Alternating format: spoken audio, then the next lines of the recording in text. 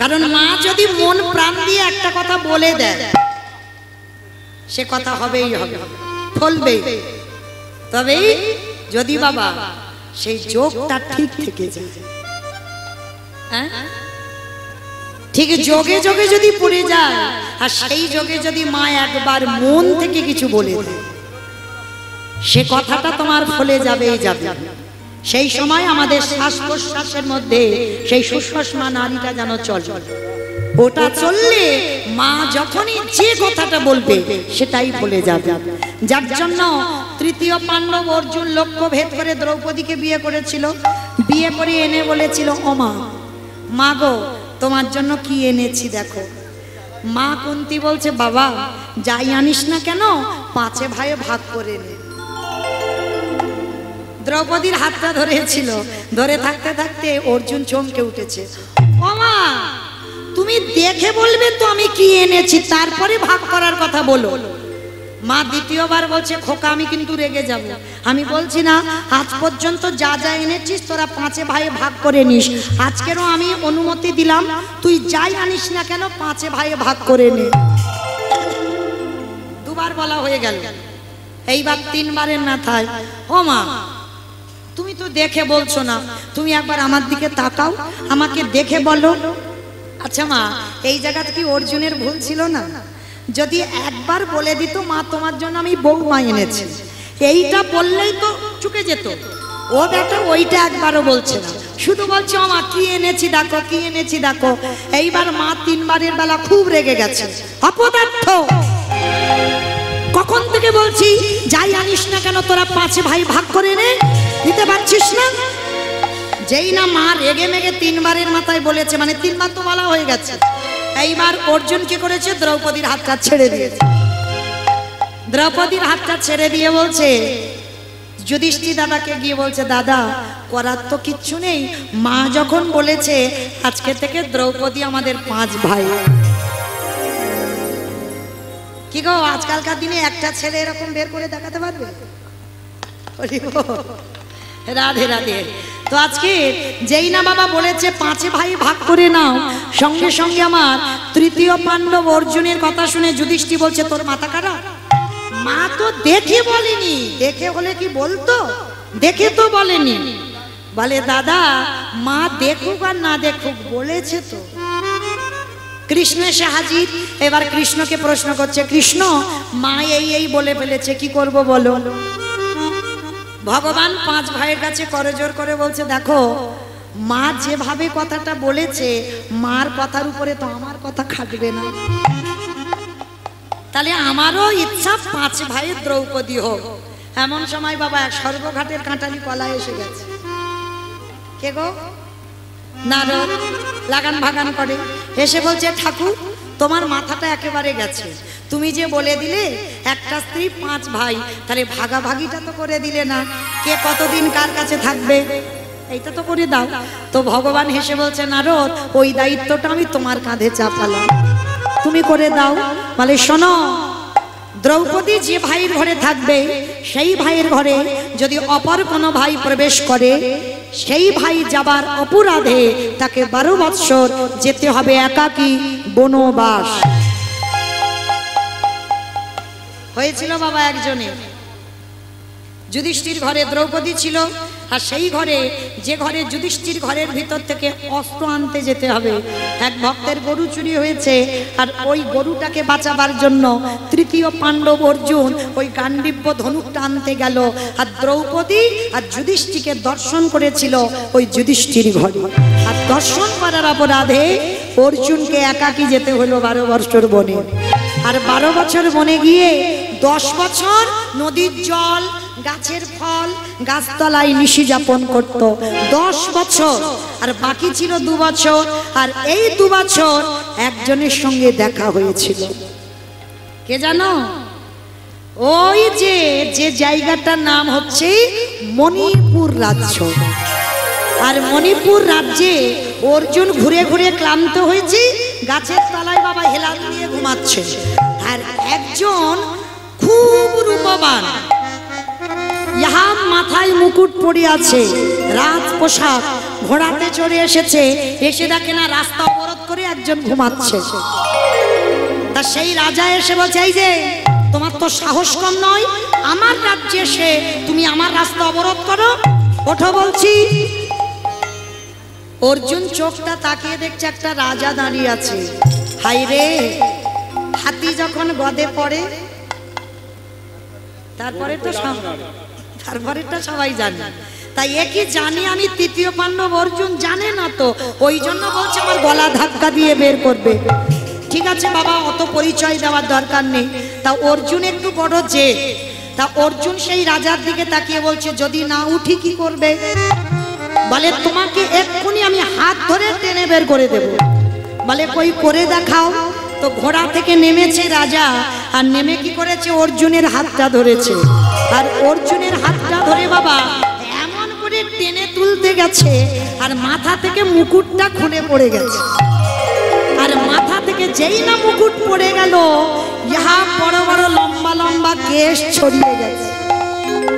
মানে পুরুষ নয়, নারী, মানে রাজার মেয়ে। আর যেই না কেশ ছড়িয়ে গেল, সঙ্গে সঙ্গে বাবা হাতটা তো ধরে আছে, ওই অর্জুন মেয়েটার চোখের দিকে তাকিয়ে আছে, আর মেয়েটা অর্জুনের চোখের দিকে তাকিয়ে আছে, আর হাতটা ধরে অপলক নয়নে বলে উঠলেন, যেটাকে মহাভারতে বলা হচ্ছে পাণিগ্রহ। মহাভারতে একটা নিয়ম ছিল বাবা, সে পুরুষের যদি আগে দুটো তিনটে বিয়ে হয়ে যায় অসুবিধা নাই, কোন নারীর যদি হাত ধরে তাকে বিয়ে করতে হবে, আর কোন নারী যদি কোনো পুরুষের হাত ধরে তাকেই বিয়ে করতে হবে। ভাগ্যিস মা এ যুগে ওটা আর নেই, তাহলে যে কি সর্বনাশটা হতো। তো যেই না হাতটা ধরেছে, ওই পানি গ্রহণ হয়ে গেল। তা ওই মেয়েটার নামটা ছিল কি, চিত্রাঙ্গদা। অর্জুনের বউ শুধু দ্রৌপদী নয়, উলুপি নয়, চিত্রাঙ্গদাও। কারণ 12 বছর বনে গিয়ে 2 বছর আরামে কাটাবার জন্য ওই দ্রৌপদীকে রেখে, দ্রৌপদীর শাখা সত্ত্বেও চিত্রাঙ্গদাকে বিয়ে করেছিল।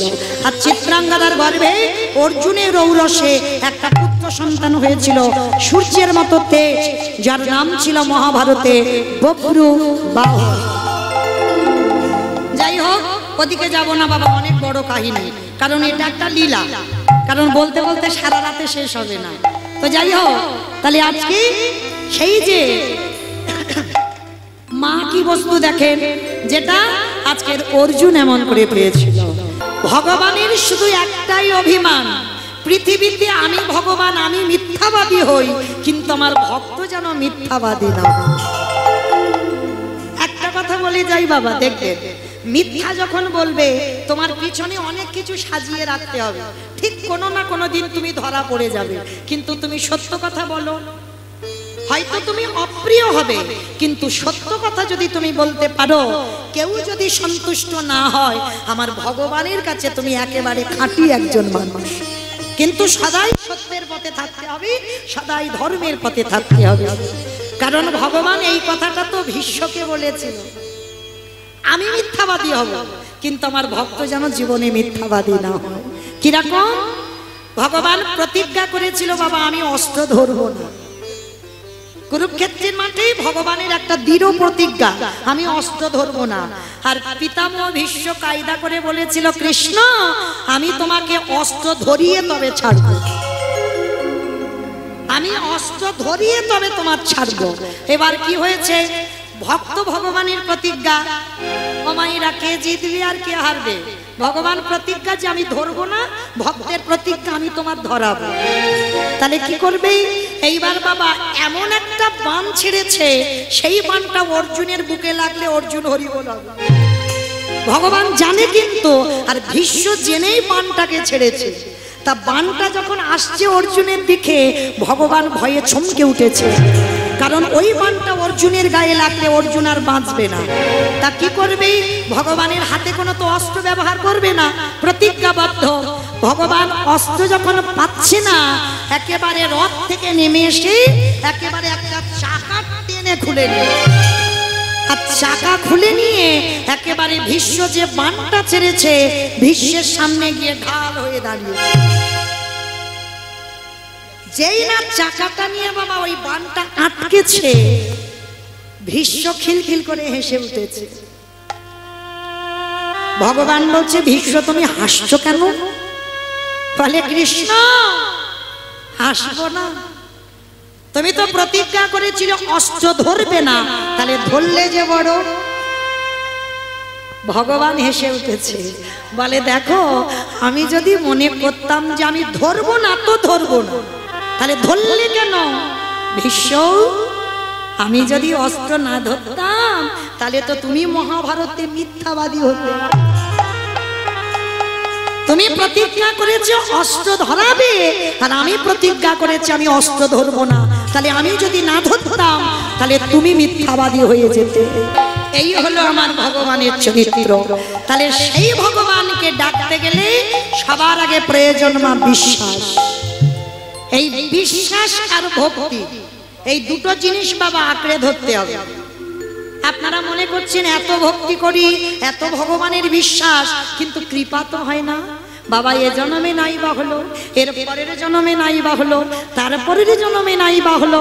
সাধিতে সাধিতে যদি কৃষ্ণ কৃপা করে, এ জন্মে না হয় জন্ম জন্মান্তর, কোনো না কোনো যুগে আমার ভগবান তোমার কাছে আসতে বাধ্য। তার প্রমাণ আমরা মানুষ হয়ে বুঝতে পাচ্ছি না, কিন্তু জানো যারা পাখি জাতি, যাদের পক্ষীকুলে জন্ম, তারা কিন্তু ঠিক বুঝতে পেরেছে আমার কৃষ্ণকে কি করে ভালোবাসতে হয়, কৃষ্ণকে কি করে প্রেম দিতে হয়। যেটা আপনারা বুঝতে পারছি না, আমরা বুঝতে পারছি না, কিন্তু পশু পাখি তারা বুঝেছিল। কবে জানো? যেদিন বাবা মা গান্ধারী পুত্র হারিয়ে কাঁদছিল, সেদিন আমার কৃষ্ণ সামনে গিয়ে দাঁড়িয়েছে। গান্ধারী কেঁদে বলেছিল, কৃষ্ণ ও কৃষ্ণ, আজকে তুই আমার সামনে দাঁড়িয়ে হাসছিস, আমি পুত্র শোকে কাঁদছি, আর তুই আমাকে দেখে হাসছিস। আমি বুঝেছি কৃষ্ণ, কুন্তি তোর নিজের পিসি, ওই জন্য তার ছেলেগুলোকে বাঁচালি। আমি তোর নিজের পিসি নয় বলে আমার 100টা ছেলেকে তুই মেরে দিলি। ভগবান হেসে বলেছিল, পিসিমা এটা তোমার ভুল ধারণা, এখানে কেউ আমার আপন নয়, কেউ আমার পর নয়। আপন পরে যদি হতো তাহলে তোমাকে আমি একটা কথা বলি, শোনো পিসি। চলো। গান্ধারীর হাত ধরে নিয়ে গেছে বাবা একেবারে মাঠের মাঝখানে, কুরুক্ষেত্রের মাঠে যেখানে যুদ্ধ হলো, তা সেই মাঠের মাঝখানে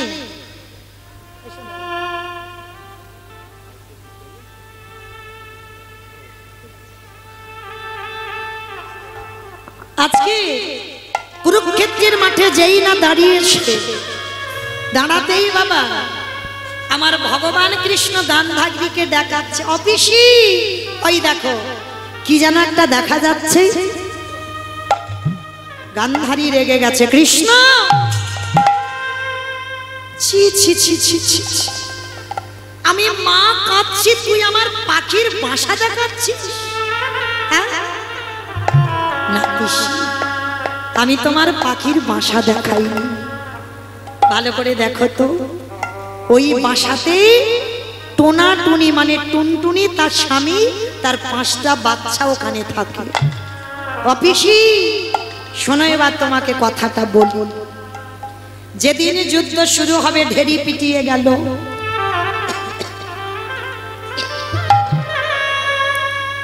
রাজরাজাদের একটা আদেশ ছিল বাবা, কোনো কিছু ঘটনা ঘটার আগে ঢেরি পিটিয়ে বলে যেত যে কুরুক্ষেত্রের মাঠে যুদ্ধ হবে।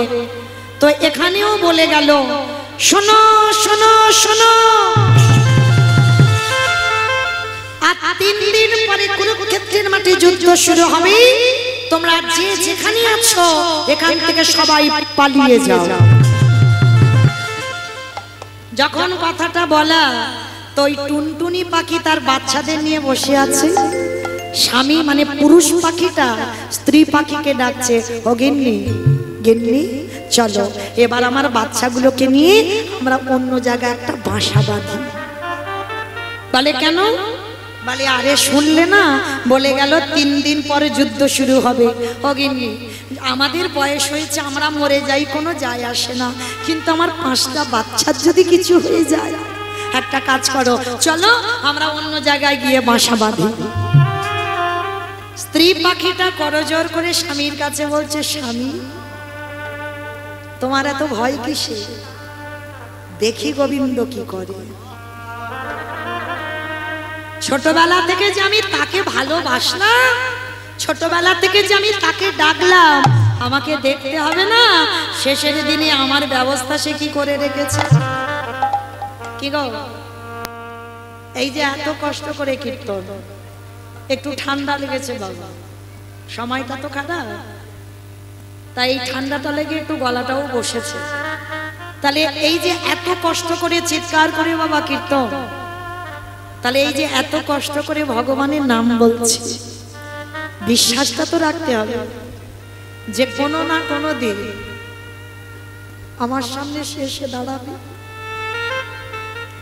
এই বিশ্বাসটা মা সবার আগে দরকার। এটা যদি কারো চলে যায়, তাহলে এ জীবন কেন, কোনো জীবনেই সে ভগবানের চরণ পাবে। মনে রাখতে হবে আমি পাবো, কোনো না কোনো জন্মে পাবো। তো আজকে সেই টুনটুনি পাখি বলছে, ও স্বামী তুমি এত ভেঙে পড়ছো কেন?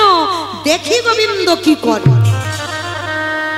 বলতে বলতে একদিন হয়ে গেল, 2 দিনের মাথায় এসেছে বাবা। 2 দিনের মাথায় কত রথী মহারথী সব প্রাণ হারাবে, এবার ভয় পেয়ে যাচ্ছে স্বামী মানে পুরুষ পাখিটা। ও টুনটুনি চলো না, আমি এত করে বলছি তুমি স্বামীর কথা রাখবে না, চলো না আমরা অন্য জায়গায় গিয়ে বাসা বাঁধি। তা স্ত্রী পাখিটার তো একটাই কথা, দেখি গোবিন্দ কি করে। স্বামীটা রেগে গিয়ে বলছে, থাকো তুমি তোমার বাচ্চা নিয়ে, আমি চললাম, আমি অন্য জায়গায় গিয়ে অন্য জায়গায় বাসা বেঁধে থাকবো, তুমি তোমার বাচ্চাদের নিয়ে মরো এখানে।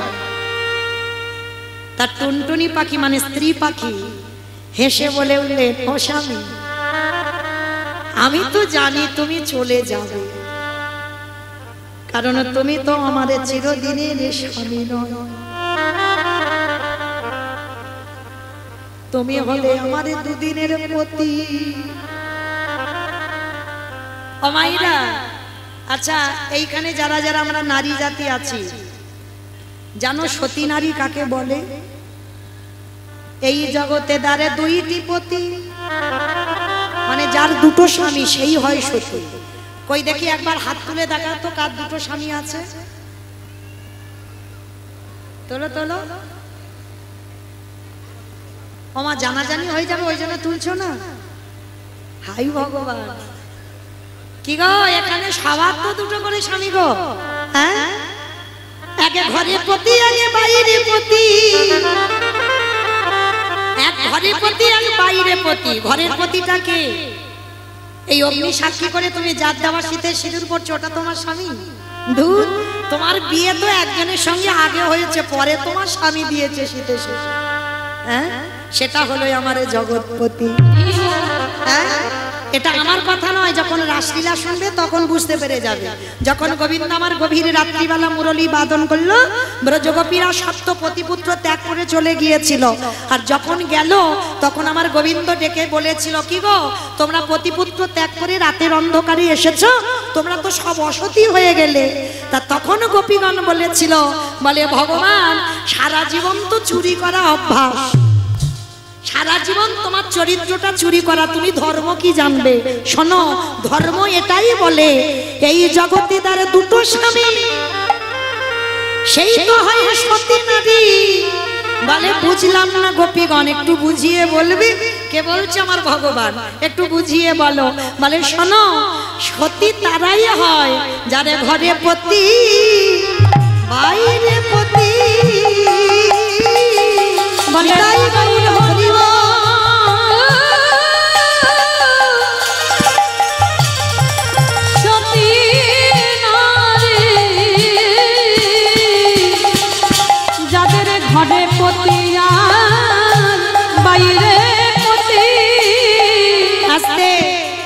তাহলে ঘরের প্রতিটা কি?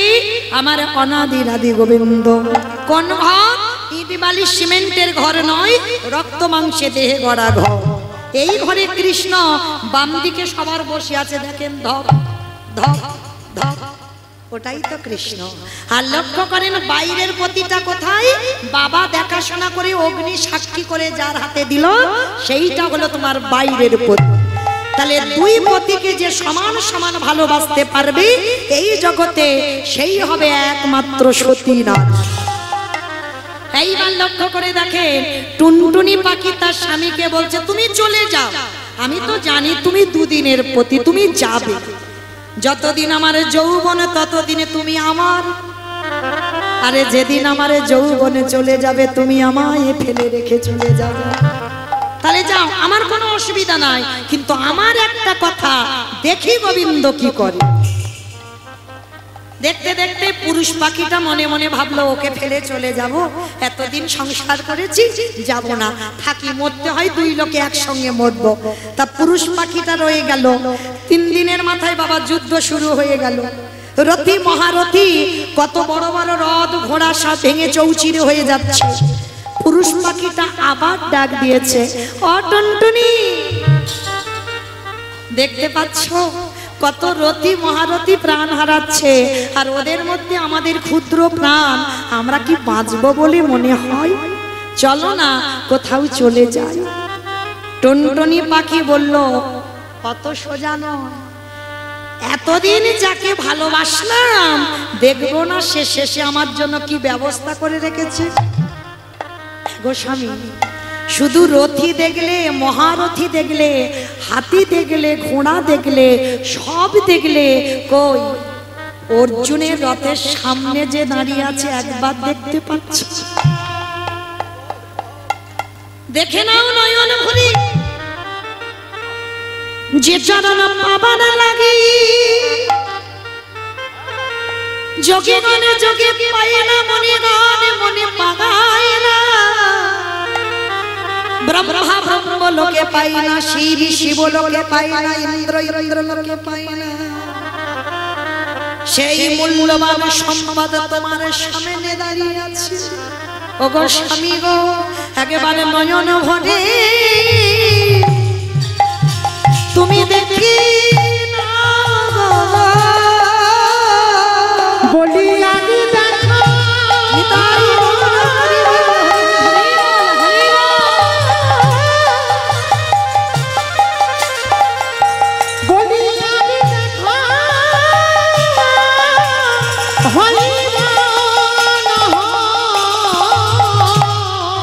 একেবারে নয়ন ভরে দেখি।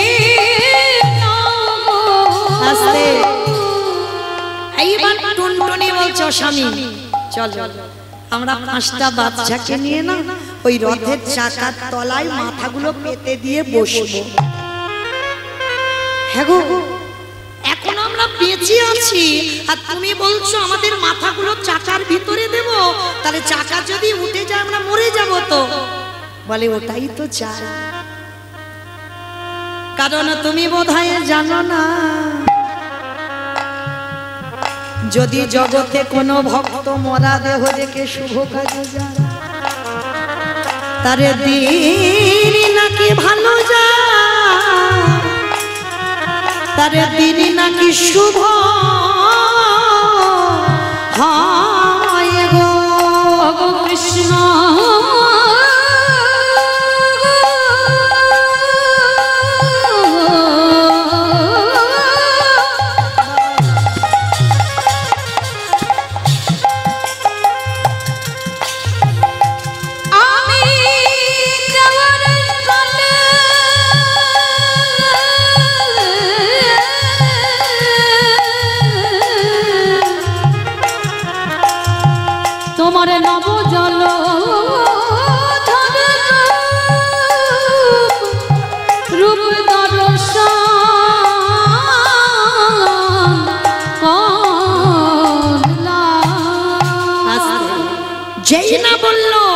যে চাকার তলায় গিয়ে বসি, পুরুষ পাখিটা তো ভয়ে চমকে উঠেছে, আর স্ত্রী পাখিটা 5টা বাচ্চাকে নিয়ে চাকার তলায় গলা পেতে দিয়ে বসেছে। কারণ মা আপনারা এটা জানেন, কোনো ভালো কাজে যাচ্ছ যদি মরা দেহ, বলো হরি হরি বল, এই শব্দটা কানে আসে। কি বলেন? আজ আমাদের যাত্রাটা শুভ। কেন? মরা দেহ দেখে যাচ্ছি।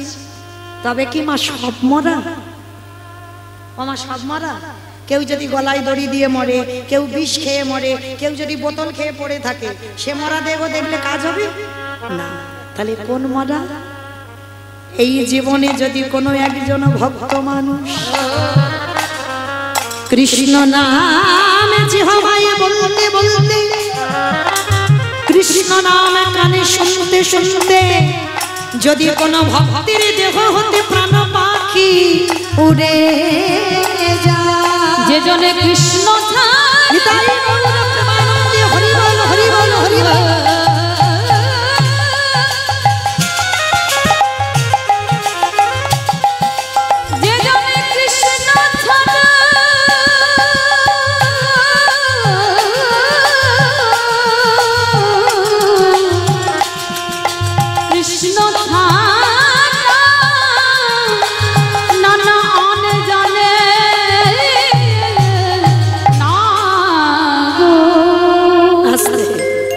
যেই না পাখিগুলো বসেছে গলা পেতে, আমার ভগবান অর্জুনকে ডেকেছে, অর্জুন বান ছাড়ো।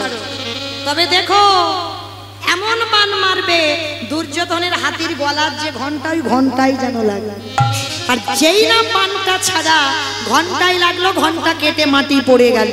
আর যেই মাটিতে পড়ে গেল সঙ্গে সঙ্গে বাবা ভগবান ইঙ্গিত করলো পাখিটাকে, টুনটুনি যাও তোমার 5টা বাচ্চা স্বামীকে নিয়ে ঘন্টার ভিতরে প্রবেশ করো। আর যেই বলা ওই ভগবানের ইঙ্গিত পেয়ে টুনটুনি পাখি উড়ে গেল। আর যেই উড়ে গিয়ে বসলো, ভগবান করুণার হাতটা দিয়ে ঘন্টাটা উবুড় করে দিয়েছে। ওর উপর দিয়ে 17 দিন যুদ্ধ হয়ে গেল। আর ওই 17 দিন টুনটুনি পাখি বাচ্চাদের কি খেতেছিল? ওরা কি ভিতরে কিছু পেয়েছিল? তাহলে কে খাইয়েছিল? সবার ভাবনা আমার ভগবানকে ভাবতে হবে। তোমরা মনে করো না তোমার স্বামী বাজার থেকে ব্যাগ ভর্তি বাজার করে এনে দিল, ওটাও আমার ভগবানের দেওয়া। কি গো? ওই জন্য সময় থাকতে থাকতে ভগবানকে একটু দিয়ে খাও। সেখানে গিয়ে অন্তত এইটুকু তো বলতে পারবো, আমি যা কিছু খেয়েছি আমি তো তোমাকে দিয়ে খেয়েছি। যদি ডালা দিতে না পারো একটা কথা অন্তত বলে সেবা করো, ভোজনে চ জনার্দন। আর এই ভোজনে চ জনার্দন মানে আমার সেবার আগে আমার গোবিন্দ সেবা হয়ে যায়। এইবার যেই না পাখিগুলোকে রাতের বেলা খাইয়ে দিয়ে যায়, যুদ্ধ শেষ হয়ে গেল। এইবার ভগবান 17 দিন পরে চলে যাচ্ছে। ঘন্টার ভিতর থেকে টুনটুনি পাখি ডাকছে, কৃষ্ণ কৃষ্ণ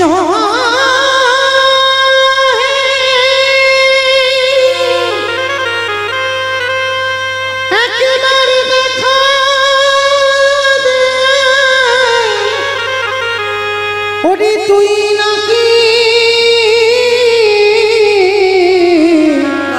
ভকেতে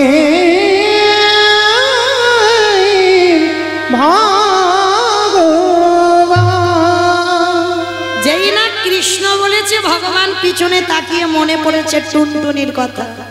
ঘন্টাটা তুলে দিয়ে দেখছে বাবা ওইখানে কত মানব দানব, খেচড়ি খেচড়ি, গাছপালা, পশু পাখি সব চলে গেল, কিন্তু ঘন্টার ভিতরে টুনটুনি বাচ্চাদের আঁচড় পর্যন্ত লাগে। এইবার ভগবান করুণার হাতটা দিয়ে নতুন করে একটা বাসা তৈরি করে টুনটুনি পাখিকে বাসাতে তুলে দিল। গান্ধারীকে বলছে, ও পিসি, এই টুনটুনি আর তার স্বামী কি আমার পিসি ছিল? পিসমশাই ছিল? ছিল না তো। তাহলে টুনটুনি যখন আমার পিসি ছিল না, তাহলে ওকে আমি কৃপা করলাম কেন? এই জগতে কেউ আমার আপন নয়, কেউ আমার পর নয়। যে জন ডাকার মতো ডাকিতে পারে, যদি আমায় ভালোবাসার মতো বাসিতে পারে, আমি ভগবান হয়ে পৃথিবীর যেখানে থাকি না কেন, ভক্তির রাখে ভগবান ছুটে আসি।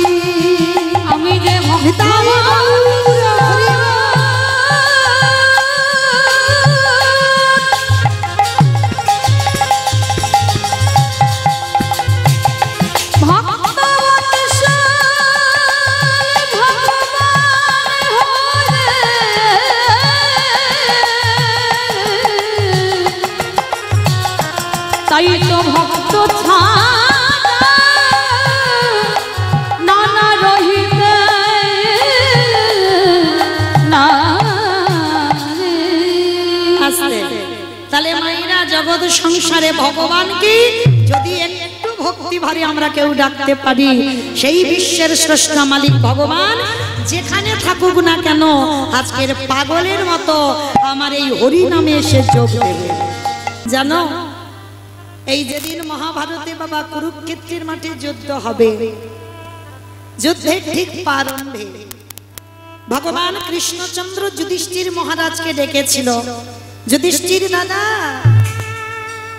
যুধিষ্ঠির দাদা আর বিলম্ব করো না, নাও তাড়াতাড়ি তুমি একটু সেজে গুজে নাও, আমাদের যেতে হবে ধর্মক্ষেত্রে কুরুক্ষেত্রে। মানে যুদ্ধের আগের দিন কৃষ্ণ বলছে। আচ্ছা মায়েরা আপনারা বিচার করে বলেন, এই জায়গাটা যদি রক্তের বন্যা বয়ে যায়, এই জায়গাতে যদি কোনো মা যদি সন্তান হারায়, কোনো মা যদি তার পতি হারায়, কোনো বাবা যদি তার পুত্র সন্তান হারিয়ে ফেলে, আত্মীয় পরিজন যদি হারায়, তাহলে এই জায়গাটাকে কি কেউ কোনোদিন বলবে ধর্মক্ষেত্র? বলবে না তো। কিন্তু ওই মহাভারতে যেখানে যুদ্ধটা হলো সেই জায়গাতে বাবা গীতার প্রথম শ্লোকে বলল ধর্মক্ষেত্র কুরুক্ষেত্র। কেন কুরুক্ষেত্রের মাঠটাকে ধর্মক্ষেত্র বলল কেন? তার একটাই মাত্র কারণ, আজও যারা যাবেন গিয়ে দর্শন করে আসবেন, যেখানে ভগবানের চরণ চিহ্ন আজও বর্তমান আছে। পরশমণির পরশে যদি লোহা সোনা হয়, আর আমার গোবিন্দ পরশে না জানি জগতে কি না হয়। যারা যাবেন কুরুক্ষেত্রের মাঠে, যেখানে অর্জুনকে গীতার কথাগুলো বলেছিল, যার থেকে গীতা সৃষ্টি, আজও রয়েছে ভগবানের পদচিহ্ন। আর ওই মাটিতে যারা যারা প্রাণ হারিয়েছে, কাউকে আর বাবা নরক যন্ত্রণা পেতে হয়নি, সবাই গেল দেবলোকে। তাহলে যে জায়গায় প্রাণ হারালে যেতে হয় দেবলোকে, সে জায়গাটা তো বাবা ধর্মক্ষেত্রই হবে। তো যুধিষ্ঠির মহারাজকে ডাকছে, যুধিষ্ঠির দাদা আর দেরি নয়, তাড়াতাড়ি তুমি রণসাজে তৈরি হও, সকাল হলে আমরা চলে যাব ওই কুরুক্ষেত্রের মাঠে। কথাটা শোনা মাত্র যুধিষ্ঠির মহারাজ বলছে, কৃষ্ণ কৃষ্ণ একটুখানি বিলম্ব করো ভাই, আমি কিছুক্ষণের জন্য আমি আমার বড় মার কাছে যেতে চাই।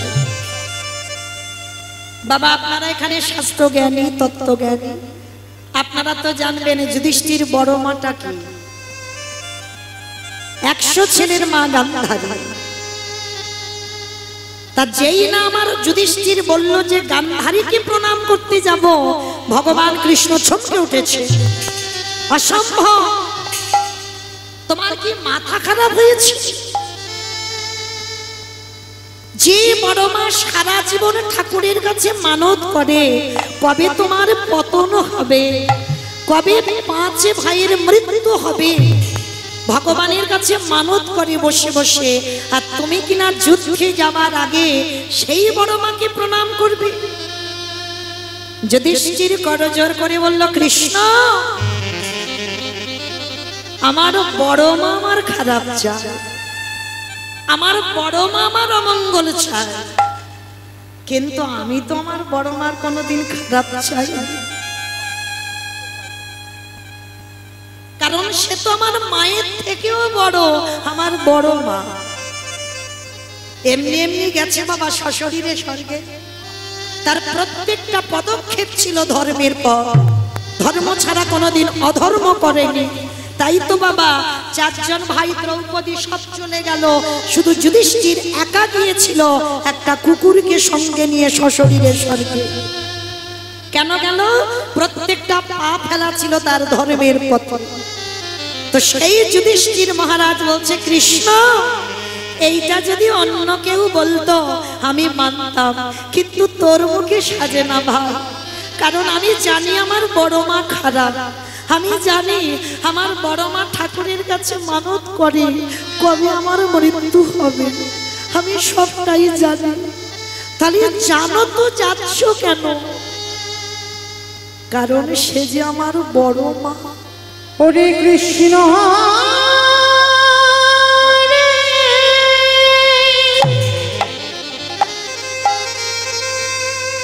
আমি যুদ্ধে গিয়ে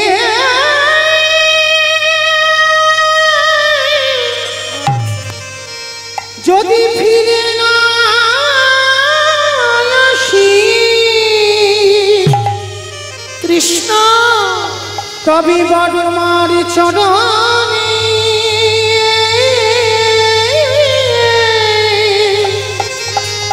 আমার যে আর প্রণাম করা হবে না।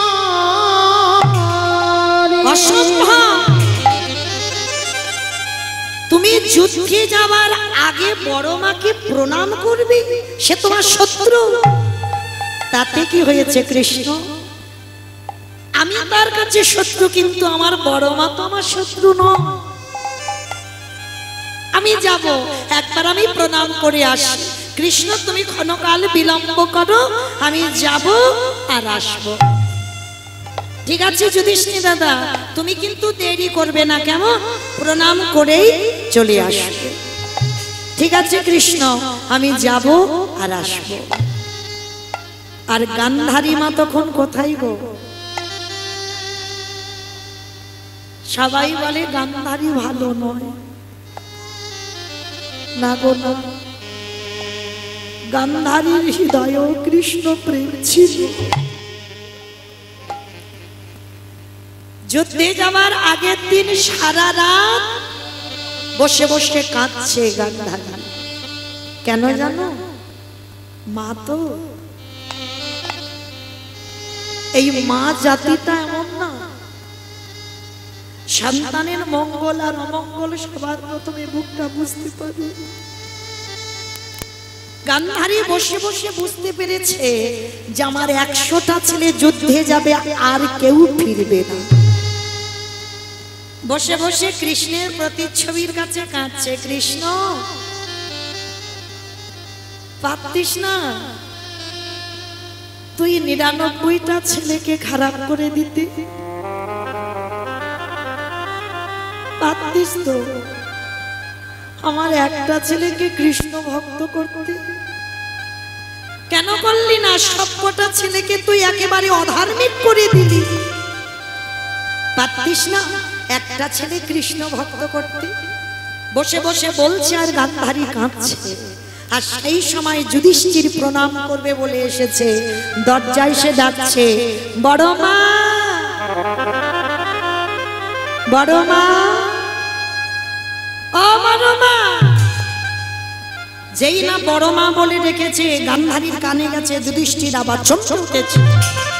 কে কে এত রাত্রিবেলা মায় বড় মা বলে ডাকলো? সেই না বাবা বুঝতে পেরেছে যুধিষ্ঠির এসেছে। ছুটে গিয়ে গান্ধারী বলছে, পালিয়ে যা, পালিয়ে যা। একবার যদি আমার দুর্যোধন তোকে দেখে, এক্ষুনি তোকে বধ করে দেবে। ধর্মপুত্র যুধিষ্ঠির বলছে, না বড় মা, তোমার ছেলে এখন আমার মারবে না। কেন জানো? এখনো তো আমি তার শত্রু হইনি। কাল সকালে যুদ্ধে নামবো, ওরা থাকবে 100 জন আর আমরা থাকবো 5 জন। তখন তো শত্রু হব। এখন আমরা শত্রু নয় বড় মা, এখন আমরা ভাই ভাই আছি। কি চাস? এত রাত্রিবেলায় এসেছিস আমার কাছে, কি নিতে এসেছিস? বড় মা, অন্য কিছু নিতে আসিনি। তুমি তো জীবনে আমাকে কোনোদিন কিছু দাওনি। সারা জীবন তুমি ভেবেছো আমি তোমার শত্রু। তুমি কোনোদিন কিছু দাওনি। আজ আমি তোমার কাছে একটা জিনিস চাইবো, তুমি দেবে। বল বাবা কি চাস? ওরকম করে নয়, আগে ত্রিসত্য কত, যা চাইবো তাই দেবে। গান্ধারী ত্রিসত্য করলো, যদি আমার কাছে থাকে, আমার সাধ্যের ভিতরে হয়, আমি তোকে দেব। কারণ কালকে তো যুদ্ধে যাবি, আজকে যখন চাইছিস আমি তোকে দেব। ওগো বড় মা,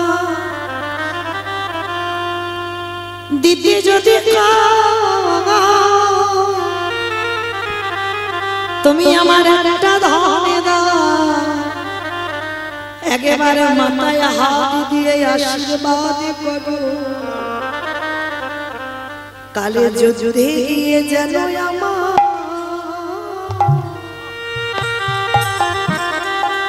আমার মৃত্যু হয় গো। আমায়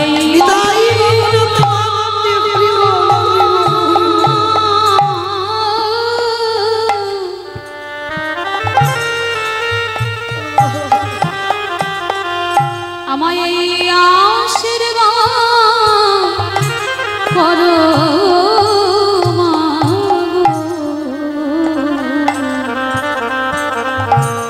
যুদ্ধে গিয়ে যেন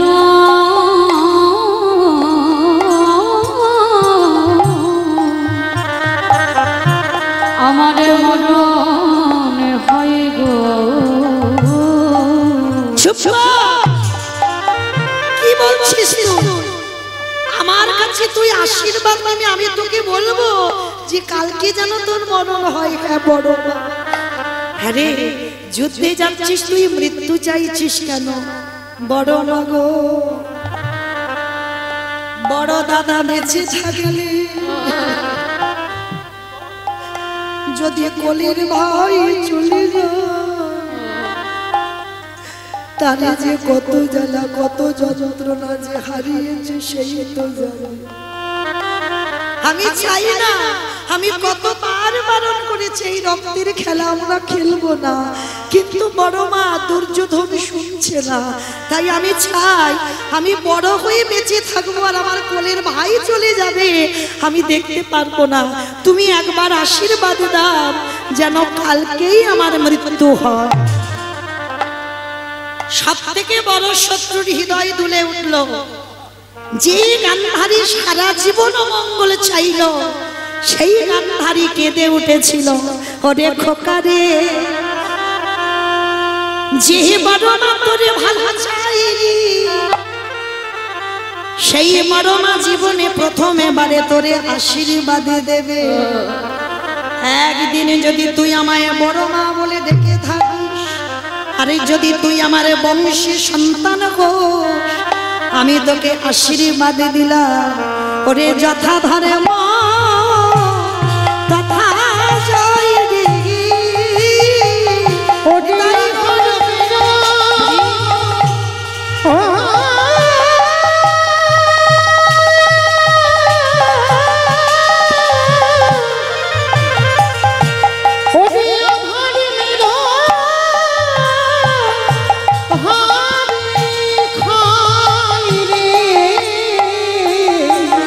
বলে যথা ধর্ম তথা জয় হো। গান্ধারী ছেলেটাকে বুকে নিয়ে বলল, খোকা আমি তোকে আশীর্বাদ দিলাম, যে পক্ষে কৃষ্ণ রয় সেই পক্ষের জয় হবেই হবে। আরে যারা অধর্মের পথে থাকবে তারা পরাজয় হবে, আর যারা ধর্মকে আঁকড়ে ধরবে ধর্ম তারে রক্ষা করবে। তাই যে জনের ধর্ম ধর্মকে আঁকড়ে ধরবে, ধর্ম তারে রক্ষা করবে। আস্তে পিছন থেকে দুর্যোধন থেকে বলছে, মা তুমি করলে কি? তুমি কাকে আশীর্বাদ দিলে? ও তোমার ছেলে নয়, ও তোমার শত্রু। গান্ধারী হেসে বলেছিল, খোকা রে, আমি জানিও আমার শত্রু, কিন্তু আমি তোর মা হয়ে বলছি, ওরা 5 ভাই জয়ী হয়ে ঘরে ফিরে এলো, আমি মা হয়ে তোকে বললাম তুই রক্তের খেলা বন্ধ করে দে। কিন্তু অহংকারী দুর্যোধন কোনদিন মায়ের কথা শোনেনি। এমন কি জানো, যুদ্ধে যাবে, যাবার আগে এরা 5 জন শত্রু বড় জ্যাঠামশাই বড় মাকে প্রণাম করে তবে যুদ্ধে গেছে। আর তার নিজের 100টা ছেলে কেউ একজনও বাবা মাকে প্রণাম করে যুদ্ধে গেল না। এই জগতে ভগবান শিক্ষা দিয়েছে, সবার আগে বড় গুরু হলো যে যার ঘরের বাবা মা, তারপরে শিক্ষা গুরু দীক্ষা গুরু, তারপরে গুরু হলাম আমি ভগবান। তাহলে এই জগতে পিতামাতাকে যে সম্মান না করে, পিতামাতাকে শ্রদ্ধা যদি না করো, তুমি ভক্তি যদি না করো, তাহলে কি কোনোদিন তুমি জয়ী হবে কোনো কাজে? তো আজকের যেই না বাবা অন্ধ ধৃতরাষ্ট্র ডেকেছিল বাবা 5টা ছেলেকে আর 100টা ছেলেকে, যেই না ডেকেছে সবাই প্রণাম করবে, 2 ভাই দাঁড়িয়ে আছে, একদিকে দুর্যোধনের 100 জন, আর ওই অন্ধ ধৃতরাষ্ট্র আবার যুধিষ্ঠিরকেও ডেকেছে, এরা 5 ভাই। তা যেই না দাঁড়িয়ে আছে বাবা 5 ভাইয়ের মধ্যে দুর্যোধন দাঁড়িয়ে আছে, বাবার পা ধুলা নিতে পারছে না, আর অন্ধ ধৃতরাষ্ট্রের কাছে যুধিষ্ঠির এসে পদধুলাটা নিয়েছে। অন্ধ তো চোখে দেখতে পায় না, সর্বাঙ্গে হাত বুলিয়ে দেখছে, ভেবেছিল বুঝি আমার দুর্যোধন এসেছে।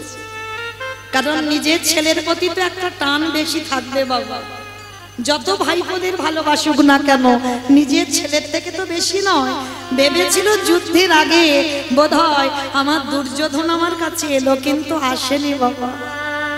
যেই না ধর্মপুত্র যুধিষ্ঠির গিয়ে দাঁড়িয়েছে, সর্বাঙ্গে হাত বুলিয়ে দেখছি,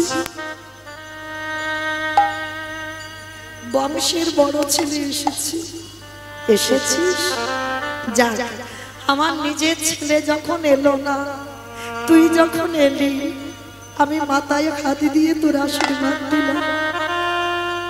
তোদের সাথে তো কৃষ্ণ আছে, কেউ থাক আর না থাক, কৃষ্ণ যার সঙ্গে রয় তাদের কি কোনোদিন পরাজিত হতে হয়? আর কৃষ্ণ তোদের সঙ্গে আছে মানে তোদের জয় হবেই হবে। তাহলে বাবা এই জায়গাটা একটু আস্বাদন করে, যাদের পক্ষে কৃষ্ণ স্বয়ং বর্তমান ছিল, কি দরকার ছিল গান্ধারীর পদধূলাটা নেওয়ার? কি মাইরা, গুরুজনদের পদধূলা না নিলে কি জয়ী হতো না? তাদের সঙ্গে তো কৃষ্ণ ছিল। যুধিষ্ঠির জগৎকে শিক্ষা দিল, ওরে জগৎ, কৃষ্ণ থাকলেও সবার আগে গুরুজন যদি সামনে পড়ে, সে যদি শত্রু হয়, তার পদধূলাটা নিয়ে তবে যুদ্ধে যাত্রা করো। তাই গৌর হরি হরি হরি হরি। আর এই ধারণাটা যদি কারোর থেকে যায় যে শত্রু হলেও বড় যদি হয়, তার পদধূলাটা আগে শিরে নাও। তাই তো চৈতন্য মহাপ্রভু আজকের নবদ্বীপের মাটিতে আজকের ভক্তদের সঙ্গে নিয়ে সুরধ্বনির তীরে আজকের কি করছে জানো? আজ খেলয়ে বিনোদ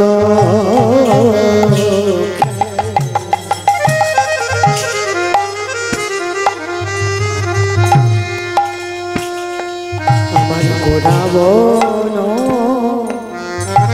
মাগে আজ খেলায়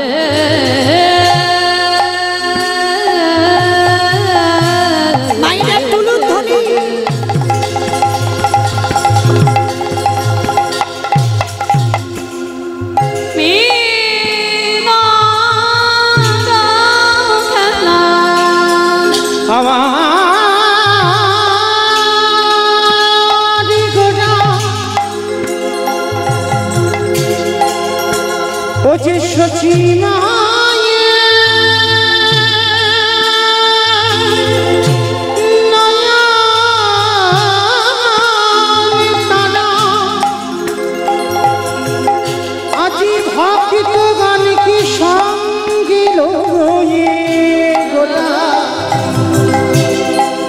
আমার গোড়া সোনা ধনির রে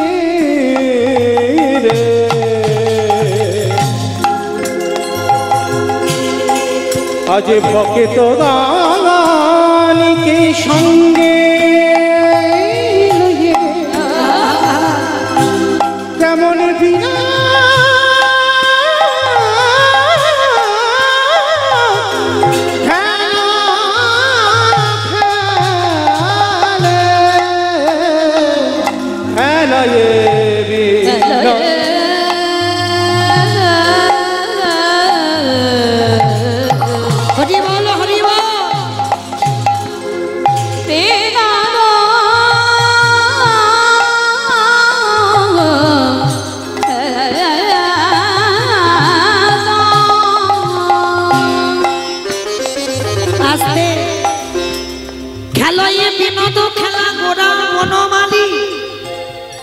আমার চৈতন্য মহাপ্রভুকে বাবা বনমালী বলা হলো।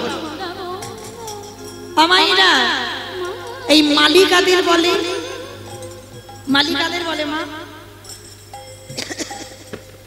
মালিকাদের বলে যারা ফুল গাছ ওই দেখাশোনা করে, দেখভাল করে, ফুল গাছে জল দেয়, ফুল গাছ মথে, তাদেরকে মালি বলে। কিন্তু আমার চৈতন্য মহাপ্রভুকে আজকের বৈষ্ণব মহাজনেরা বলছে বনমালী। এই বনমালী বলা হলো কেন? বাহ্যিক জগতের মালিদের কাজ হচ্ছে বাবা ওই ফুল গাছে জল দেওয়া, ফুল গাছে যদি আগাছা কুগাছা জন্মায় ধারালো অস্ত্র দিয়ে কেটে দিতে হবে। আর যদি কেটে না দাও তাহলে বাবা ফুল গাছে ফুল হবে না, ফল গাছে ফলও ধরবে না। তাহলে আগাছা কুগাছা গুলো ছিটে দিতে হবে। আর যখন তুমি পরিষ্কার পরিচ্ছন্ন করে রাখবে তবে কিন্তু তুমি সেই ফুল গাছ থেকে ফুল পাবে বা ফল পাবে। কিন্তু চৈতন্য মহাপ্রভুকে বনমালী বলা হলো। কোন বাগানের মালী? এই বাহ্যিক জগতের কোন বাগানে নয়। তাহলে কোন বাগান? আমাদের এই দেহ বাগান, এই দেহ বাগান। আর এই দেহ বাগানে বাবা ভগবান যে রাধা গোলকে গোপনে ছিল, যে রাধা প্রেম এই যে ধরার মাটিতে আনবে, এই হরিনামের বন্যায় মাতাবে। কিন্তু বাবা যদি আগাছা কুগাছাই ছেয়ে যায়, মানে আগাছা কুগাছা গুলো কি? এই যে ছেলে আমার, মেয়ে আমার, জায়গা আমার, জমি আমার, বিষয় আমার, বৈভব আমার, এইগুলো আগাছা কুগাছা, এইগুলোকে ছিটে দিতে হবে। তাহলে বাবা ছিটতে গেলে কি করতে হবে? আমার চৈতন্য মহাপ্রভু এই হরিনামের ধারালো অস্ত্র নিয়েছে। আর ওই হরিনামের ধারালো অস্ত্র নিয়ে কি করছে জানো?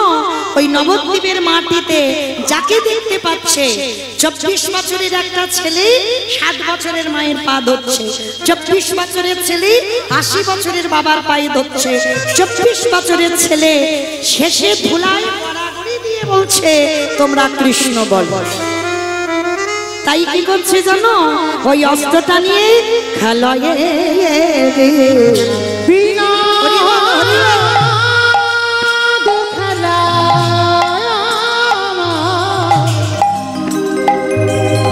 আমার গোটা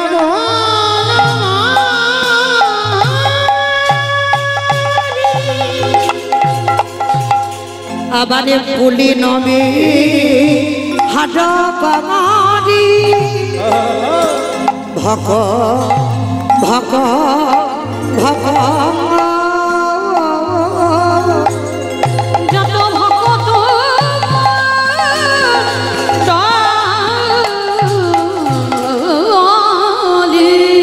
প্রভু আমার হরি নামের খেলা খেলিছে।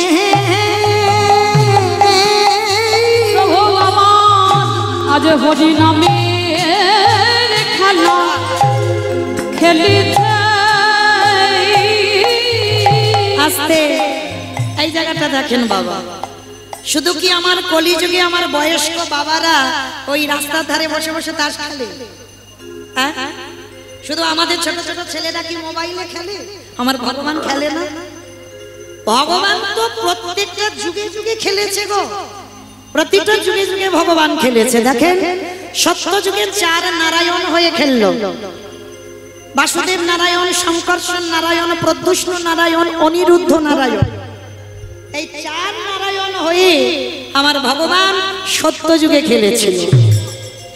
আর সেই চার নারায়ণ চার ভাই হয়ে, রাম লক্ষ্মণ ভরত শত্রুঘ্ন চার ভাই হয়ে খেলল।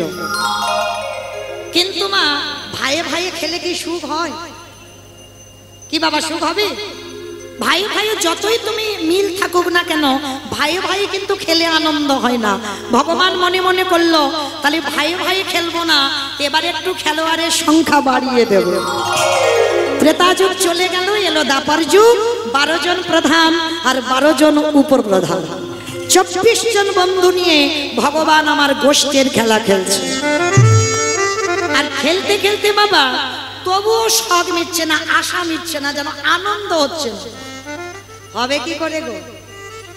যে খেলায় বাবা শুধু মারামারি হয়, যে খেলায় শুধু পেটাপেটি হয়, যে খেলায় শুধু খুন খারাপি হয়, রক্তের বন্যা বয়, সে খেলায় কোনো আনন্দ হয় কি মায়ের? আনন্দ হবে?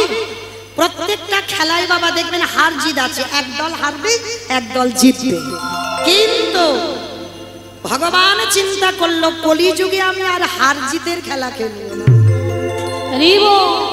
এই কলিযুগে এমন খেলা খেলবো বলি সবাই জিতবে, সবাই জিতবে, বলি এই খেলায় সবাই জিতবে, খেলায় সবাই জিতবে, বলি হরি নামে, বলে হরি নামে মাতাল হলে সবাই জিতবে। আস্তে ও মাইরা, এই হরি নামের খেলায় শুধু আনন্দ পাওয়া যাবে। দেখবেন কোন খেলায় তুমি এত আনন্দ পাবে না। এই যে দেখেন এখানে নারী পুরুষ কোনো ভেদাভেদ আছে? এখানে যদি একটা ড্যান্স হাঙ্গামা হতো তাহলে দেখতে বাঁশ বাঁধা হতো, একদিকে নারী একদিকে পুরুষ। যদি যাত্রা হতো একদিকে নারী একদিকে পুরুষ। কিন্তু দেখেন মহাপ্রভু আমার জাতি ধর্ম নির্বিশেষে এমন একটা প্রেম রস এনেছে যে কোনো ভেদাভেদ নয়, নারী পুরুষ একাকার হয়ে আছে। দেখো আবার দেখো এখানে কিন্তু কে ছোট কে বড় এ বিচারটা করবে না। এই হরি নামে এমন একটা আনন্দ আছে, কি আনন্দ জানো? আজ পিতা ধরে পুত্রের পা, দেখো দেখো পিতা ধরে পুত্রের পায়, বলি পুত্র ধরে, বলে পুত্র ধরে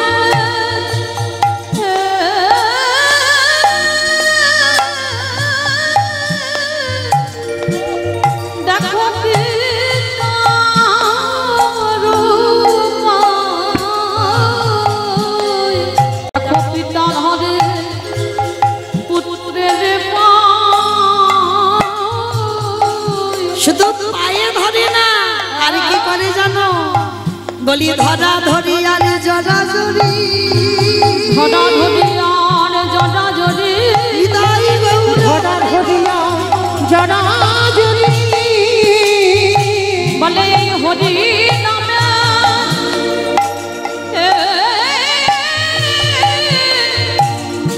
এই তো মাধুরী, বলে ধরা ধরি আর জরা জরি, বলি হরি নামে, বলে হরি নামে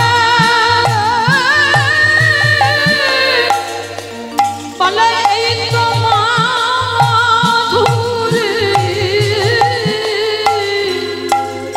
দেখো ধরা ধরি আর জরা জরি। আস্তে আমার ভগবান এই হরি নামে এমন একটা রস এনেছে বাবা, কোন হিসাব নয় যে কে উঁচু জাত কে নিচু জাত, এই হিসাব করে আমার ভগবান ভালোবাসে। ভালো যদি বাসত তাহলে বাবা ওই মায়াপুরের মাটিতে মলয় চাঁদ কাজীকে উদ্ধার করতো না। কি গো, এই চাঁদ কাজী তো মুসলমান, যে মায়াপুর সম্পত্তিটা ওটা ছিল মিয়াপুর, এখন হয়েছে বাবা মায়াপুর। আমরা হিন্দু সমাজ মায়াপুর করলাম, কিন্তু ছিল তো মিয়াপুর। তাহলে কেন মিয়াপুর? মিয়া সাহেবের সম্পত্তি, আর মিয়া সাহেব তাকেই বলে ওই মলয় চাঁদ কাজী। এই কাজী সাহেব প্রথমেই বাবা কৃষ্ণ বিদ্বেষী ছিল। হরিনাম যারা করত খোল করতাল বাবা ভেঙে গুড়িয়ে ভেঙে দিত। শিরোধনী গঙ্গায় করতাল ছুঁড়ে ফেলে দিত, আর খোলগুলো লাঠি দিয়ে মাটির খোল তো ভেঙে দিত। তো সবাই যখন আমার নিমাইয়ের কাছে নালিশ জানালো, নিমাই দেখো আমরা হরিনাম করি বলে আমাদের খোল করতালগুলো ভেঙে গুড়িয়ে দিচ্ছে, একটা কাজ করো, তুমি একটা বিধান করো, কিছু একটা ব্যবস্থা করো, আমরা তো হরিনাম করতেই পাচ্ছি না। তা নিমাই বলেছিল, বেশ তোমাদের চিন্তা নেই, কালকের আমি ব্যবস্থা করে দেব। কাজী সাহেব ঘুমিয়ে আছে রাত্রিবেলা পালঙ্কের পরে। তো ভগবান কি করেছে, দেহটা মানুষ আর মুখটা পশু। কোন ঠাকুর গো? গণেশ ঠাকুর। গণেশ ঠাকুর নাকি নৃসিংহদেব, ওই রূপটা ধরে একেবারে কাজী সাহেবের বুকের উপরে চড়ে বসেছে। বুকের উপরে চড়ে বসে বলে উঠলেন, শোনো কাজী, তোমার এত বড় স্পর্ধা, তুমি আমার ভক্তদের প্রাণে ব্যথা দাও, আমার ভক্তদের কষ্ট দাও, আমার ভক্তরা হরিনাম করে তুমি বাধা দাও। শোনো কাজী, আজকের আমি তোমায় বলে গেলাম, আজকে থেকে ঠিক 1 মাসের মধ্যে আমি তোমার এইভাবে প্রাণ নিতে আসব। ভয়ে বাবা কাজী সাহেবের গলা শুকিয়ে একেবারে আঠা হয়ে গেছে। সকাল না হতে হতে একেবারে নিমাইয়ের কাছে ছুটেছে, নিমাই নিমাই নিমাই, আমি কথা দিচ্ছি বাবা, আর কোনোদিন আমি হরিনামে বাধা দেব না, কোনোদিন আমি খোল করতাল ভাঙবো না, তুই আমায় ক্ষমা করে দে বাবা। যখনই হরিনামে যোগ দিল কাজী, মুসলমান সমাজ ক্ষিপ্ত হয়ে উঠল। একটা বিধর্মী মুসলমান যখন হিন্দুদের হরিনামে যোগ দিয়েছে, আজকে থেকে আমরা কাজীকে এক ঘরে করে দেব।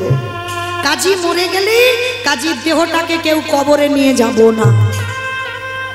কাজী সাহেব কেঁদে উঠল, নিমাই আমার দেহটাকে কেউ কবর দেবে না তাহলে?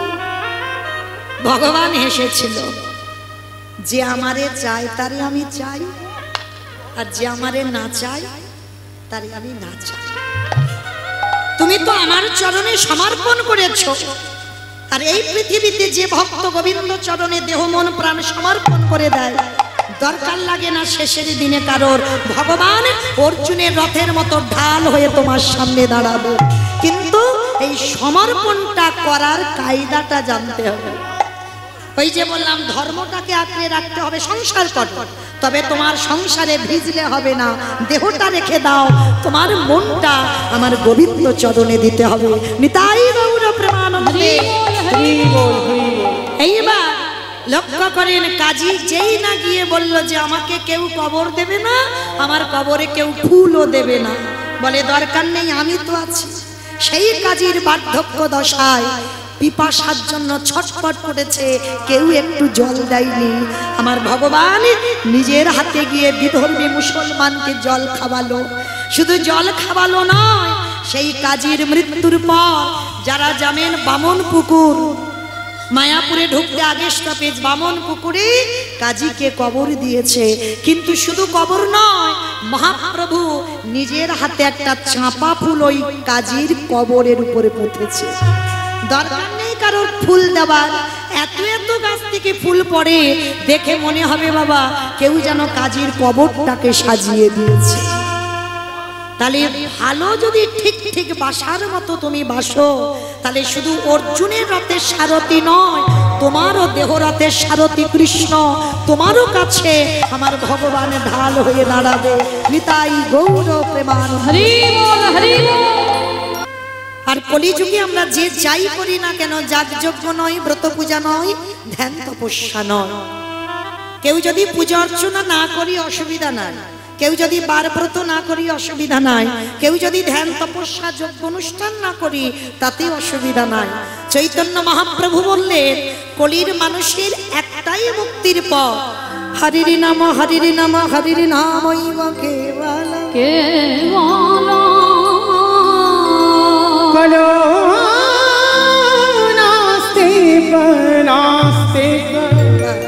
नास्ति गतिरन्यथा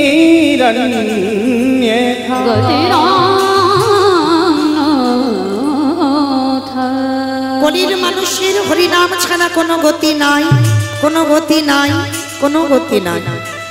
একমাত্র ভব পারাপারের সম্বল হলো মা আমাদের এই হরিনাম।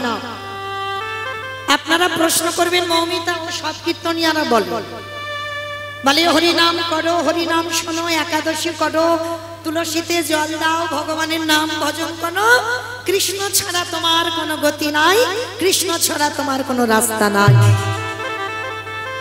কিন্তু মাইরা কীর্তনিয়ারা বলবে আর আপনারা চলে যাবেন, হবে না। একটু অনুভব করতে হবে, বাস্তবে মেলাতে হবে। একটু মিলিয়ে দেখেন, এই যে কীর্তনের প্রারম্ভে এই যে কীর্তনিয়ারা বলছে হরিনাম ছাড়া মানুষের গতি নাই, আছে কি মা গতি? একটু ভেবে দেখেন, যে যত বড় ধনী হোক না কেন, যার যত অট্টালিকা থাকুক না কেন, যার যত ঐশ্বর্য থাকুক না কেন, মনে রেখো শেষের দিনে তোমার এরা কেউ আপন নয়। কি গো জানো তো আজকের আমার লীলার বিষয়টা কি?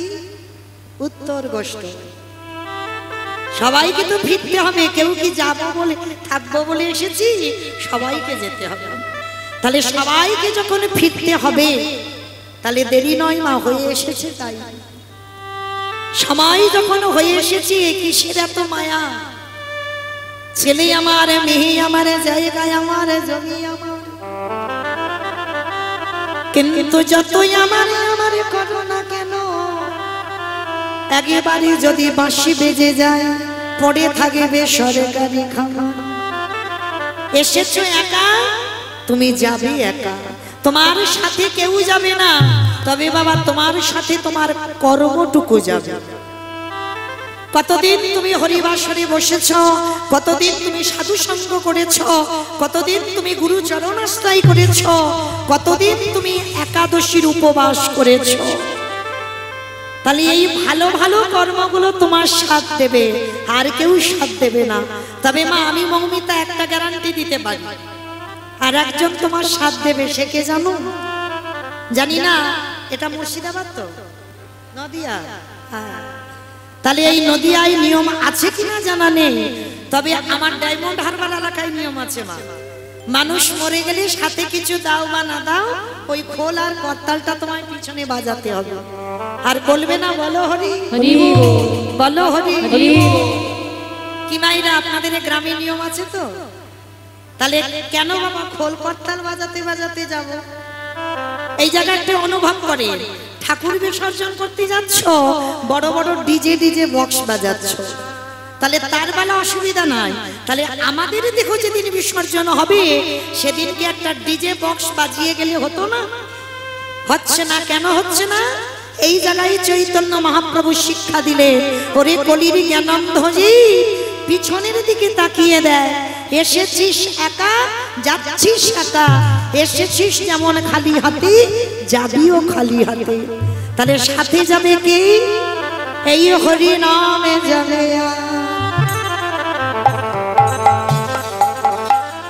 আমাদের পচা দেখো,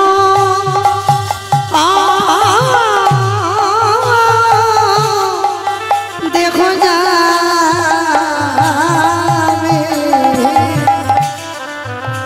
যেদিন তুমি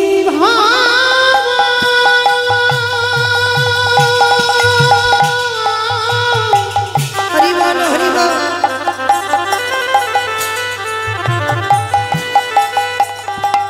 যেদিন তুমি ভাবো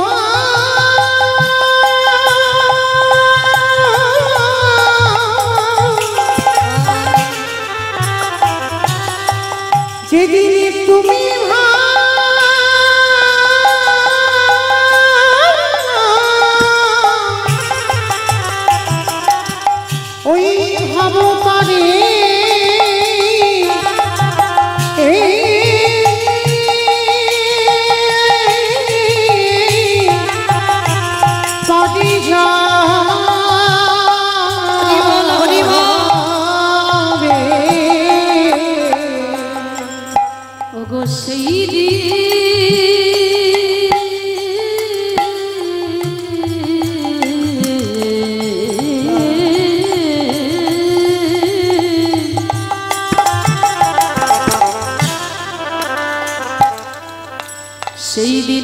যাবে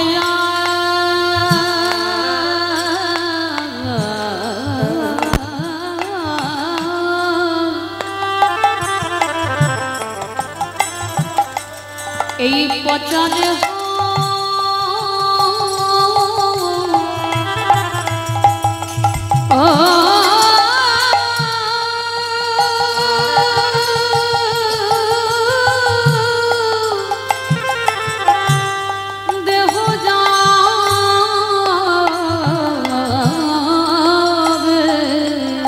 সেদিন আমার বলতে আরে কেহ থাকবে না যেদিন দেহ ছেড়ে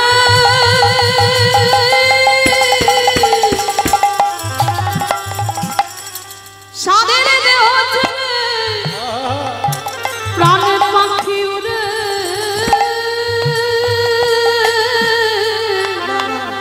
যাবে ও ভাই আমরা যেমিনিয়ে না ভব ছেড়ে তেমিনি গেলাম এই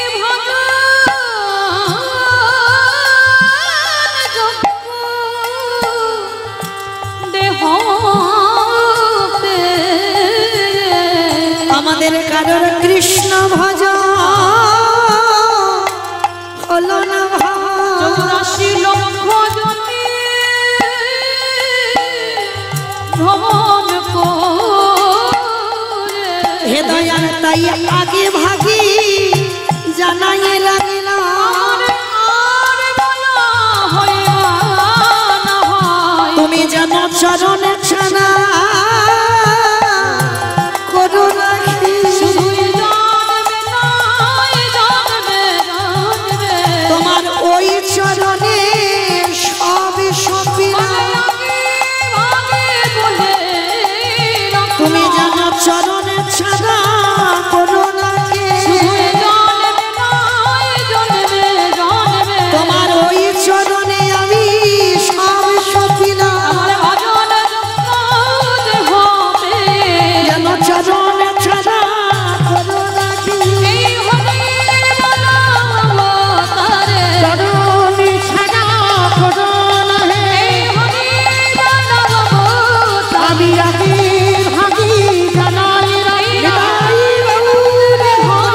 আমি আগে ভাগি জানাই রাখি যেন চরণ ছাড়া করো না হে চরণ ছাড়া করো না হে সেদিন নামে যাবে এই পচা দেহ যাবে তবে বাবা ভজন যদি করতে হয় সময় থাকতে থাকতে ভজন করতে হবে শিশুকালে কৃষ্ণ ভজে কৃষ্ণ পাবার আশে কৃষ্ণ পাবার আশে অগ যৌবনে কালী কৃষ্ণ ভজে আসি বানাসি আসে বানা আসে অগ বৃদ্ধকালে কৃষ্ণ ভজে জমির তারাসে অমাইরা ভজন যদি করতে হয় সকাল সকাল করে ফেলে কিন্তু মনে রেখো মা কুড়ি ফুলে সেবা হবে না আবার বাসি ফুলেও সেবা হবে না বাবা কুড়ি ফুল হলো আমাদের বাল্যকাল যেমন কুড়ি ফুল গাছ থেকে তুলে এনে গোবিন্দ চরণে দেওয়া যায় না দেওয়া যায় না ও ফুলের সেবা হবে না আবার ঝরা ফুল মানে দন্ত পড়ে যাবে চুল পেকে যাবে চামড়া আলগা হবে ও সময় সাধন ভজন হবে না তাহলে সাধন ভজন করতে হবে কোন সময় যৌবনকাল যখন তোমার শরীরে বল ক্ষমতা থাকবে যখন তুমি দাঁড়াতে পারবে দাঁড়াবার শক্তি থাকবে এইটা হলো তোমার জীবনে ফোটা ফুল ভগবানের সেবা দিতে গেলে আজকের ফোটা ফুলের সেবা দাও আর ফোটা ফুল মানে আমাদের যৌবন কাল মা একটু এই দিকে লক্ষ্য করে দেখবেন মা যেদিন আমার গোবিন্দ ব্রজ ছেড়ে মথুরায় চলে গেল। আপনারা তো নদিয়ার মানুষ, রাধারানীর দশমী দশার কথা শুনেছেন। আমার প্রাণ গোবিন্দ ব্রজধাম ছেড়ে চলে গেল মথুরার রাজা হতে। রাধারানী ললিতার গলা ধরে বলেছিল, শরীরে আমার বধূ যে ব্রজে গেল, ওই ব্রজ থেকে যে মথুরায় চলে গেল, যেদিন আমার বধূ এই ব্রজে ফিরে আসবে, যদি আমার দেহে যৌবন না থাকে। কি গাও মাহিরা, যৌবন থাকলে তো গোবিন্দ সেবা আনতে পারবে, আর যৌবনে যদি পড়ে যায় তুমি কি দিয়ে গোবিন্দ সেবা দেবে? তাই রাধারানী বলেছিল, ললিতা আমার গোবিন্দ যেদিন মথুরা থেকে ফিরবে, যদি আমার দেহে যৌবন না থাকে, বল বল কি দিয়ে গোবিন্দ আমি সেবা দিব? আমার এই দেহে যৌবনে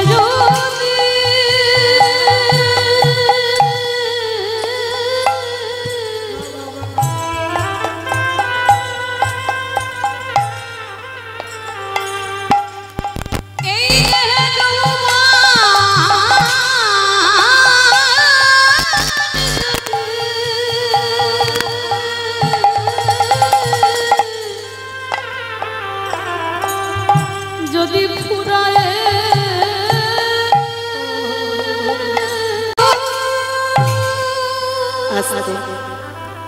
আমাইরা সবাই তো আমরা বলেছিলাম গো,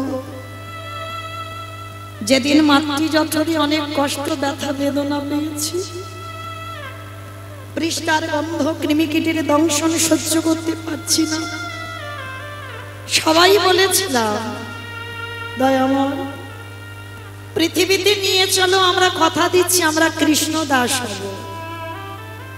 কিন্তু সেটা বাবা উল্টে গেছে, আমরা মায়ার দাস হয়েছি। কৃষ্ণ দাস সেটা ভুলে গেলাম, হলাম মায়ার দাস। কিন্তু না, মায়ার দাস হলে চলবে না মা। দেহটা তুমি ভিজিয়ে দাও সংসারে, কিন্তু মনটা আমার গোবিন্দ চরণে রেখে দাও। তাই তো বলছে আজকে ভগবান বেলি জগ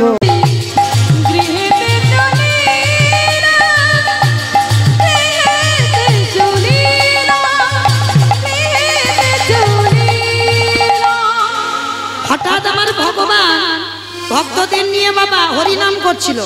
হরিনাম করতে করতে সূর্য ডুবে গেছে। হাই যা, ওরে বাবা অন্ধকার হয়ে গেল তো, বাড়ি যেতে হবে। দেখো দেখো বেলি অবসান হলো,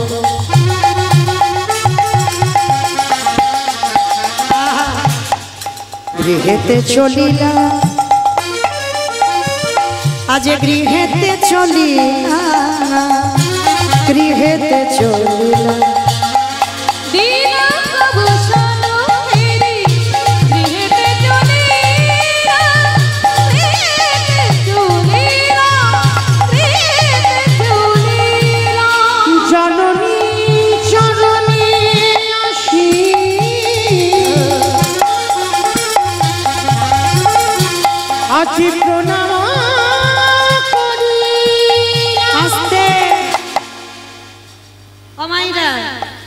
কোথাও গেলে আমরা প্রণাম করি, তাই তো? এইটা আমাদের নিয়ম। মানে আমি আত্মীয় বাড়িতে যাচ্ছি, শ্বশুর শাশুড়ি বাবা মা বা জ্যাঠামশাই গুরুজন যদি কেউ থাকে প্রণাম করে যায়। ও মা, আবার কুটুম বাড়ি থেকে এসে প্রণাম করে কেউ? করে কেউ? এই তো আমাদের শিক্ষাটা না। যাই প্রণাম করে, কিন্তু এসে প্রণাম করি না। কিন্তু চৈতন্য মহাপ্রভু জগৎকে শিক্ষা দিল যে ভগবান হয়ে নিজে আচরি ধর্ম জীবের শিখায়, নিজে না করলে ধর্ম জীবকে শেখানো না যায়। সকালবেলা ভোরবেলা উঠেছিল, মাকে প্রণাম করে নগর ভ্রমণে বেরিয়েছিল। আর নগর ভ্রমণে হরিনাম করে ফিরেছি। ফিরেই কি করছে জানো? জননী চরণে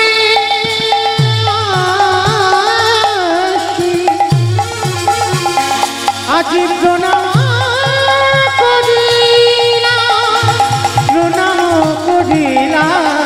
নাম করিলা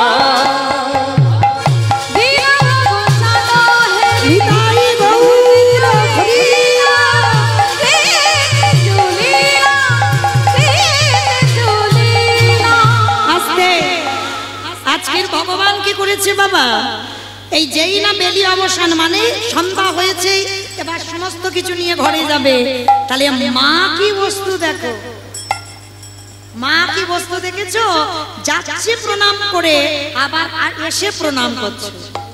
হ্যাঁ, যেটা আপনারা বুঝেন না আমরা বুঝি না, সেটা ভগবান বুঝে। তাহলে প্রণাম করলো কেন, জগতে মা এমনই একটা জিনিস। তাই আজকে সেই চৈতন্য মহাপ্রভু নবদ্বীপের মাটিতে আজকে কি করেছে জানো,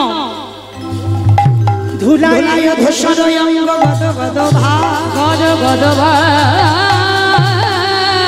এরা ভামর পদ করত হিয়া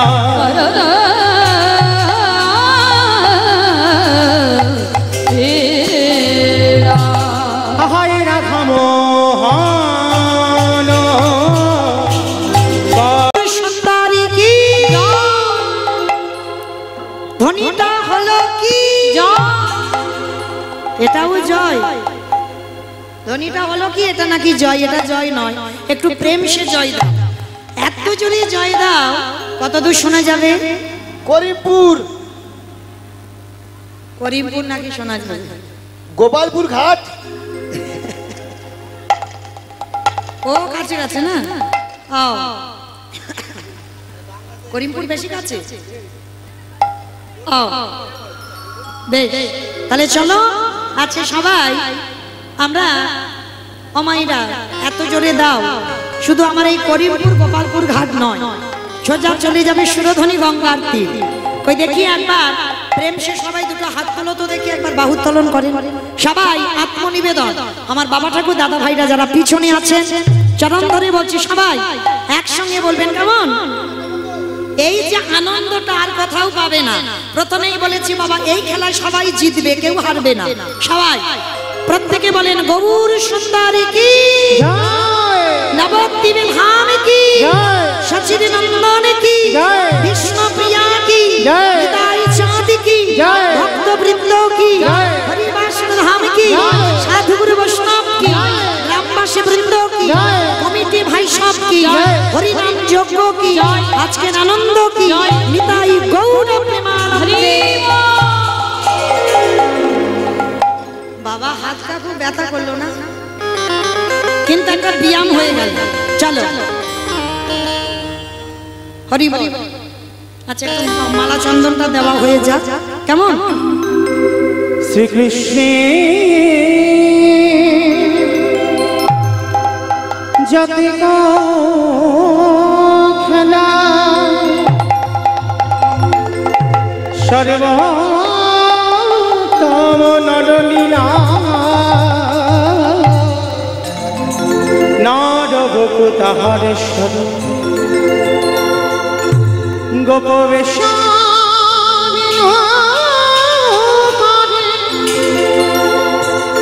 নামিত কৈশোরী নটমা নরলীলা তাহারে সেই বৃন্দাবনে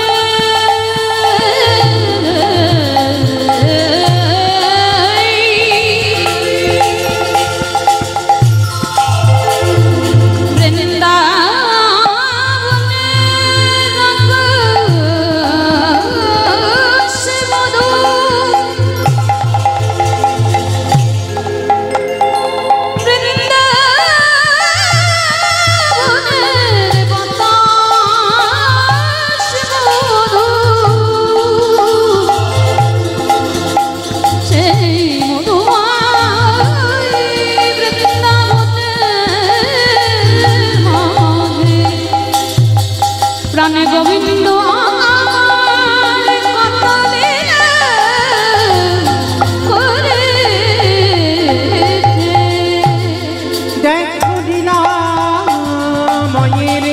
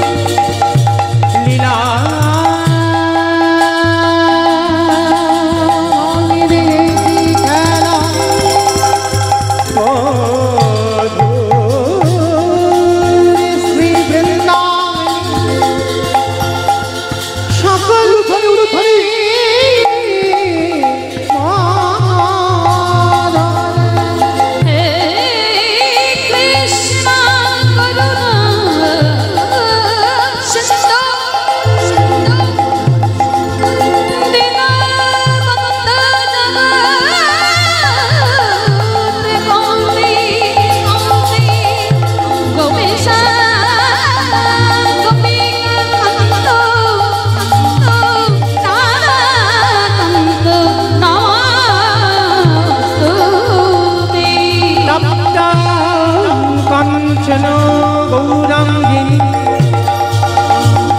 রাধি বৃন্দাবনেশ্বরী বৃষভানুসুতে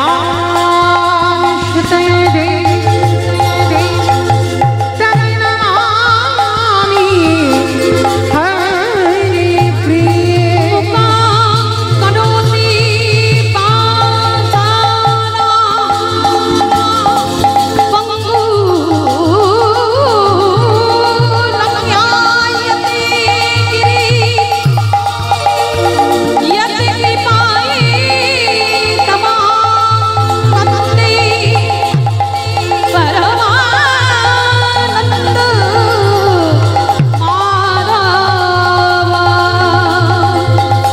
वन्दे नन्दव्रजश्रियं पादरेणुमहेशशा या संहरि कटात् गीतं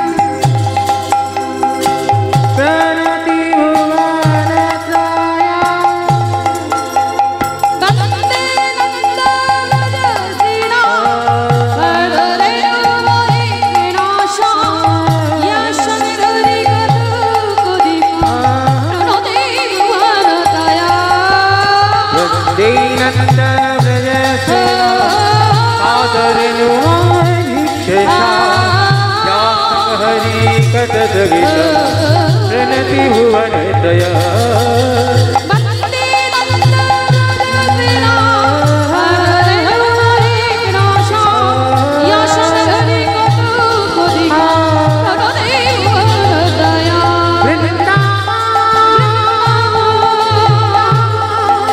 নিতাই গৌর প্রেমানন্দে হরি বল।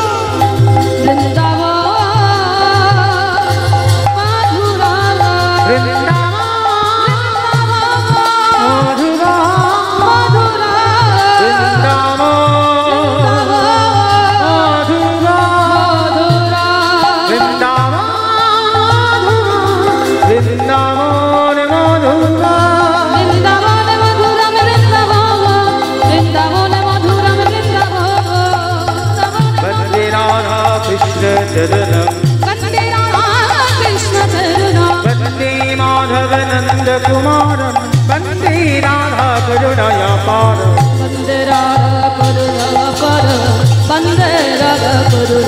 वृन्दावन